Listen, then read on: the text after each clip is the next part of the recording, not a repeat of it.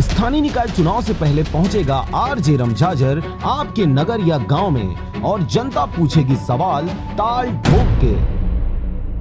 नमस्कार, आप देख रहे हैं आरजे रमझाझर और मैं हूं पुखराज सिंह। खबर है, बीते दिनों टिकरापारा में चाकूबाजी में घायल हुई दोनों युवतियों की मौत अंबेडकर अस्पताल में लाने से पहले ही हो गई थी। आपको बता दें कि दोनों युवतियों के शरीर पर निशान बने हैं। एक युवती की उम्र 20 से 22 साल के आसपास बताया जा रहा है। वहीं दूसरी युवती मनीषा साहू नर्सिंग की पढ़ाई कर रही थी और 2 साल से टिकरापारा में किराए से रहती थी। रायगढ़ की रहने वाली थी मृतका मनीषा साहू, जिससे दूसरी युवती कल ही रायपुर मिलने आई हुई थी। दोनों की लाश मकान मालिक ने सबसे पहले देखी और देखकर पुलिस को सूचित किया। घटना की सूचना पाकर पुलिस तत्काल मौके पर पहुंची और उसके बाद 108 की मदद से जिला अस्पताल दोनों के मूर्छित शरीर को ले जाया गया, जहां प्राथमिक उपचार के बाद दोनों को मृत घोषित कर दिया गया। वहीं आश्चर्यजनक रूप से घटी इस घटना से मकान मालिक सहित पुलिस महकमा भी सख्ते में है। वहीं दोनों लड़कियों के गले में भी निशान देखने को मिला है, मगर घटने का कारण आज तक स्पष्ट नहीं हो पाया है।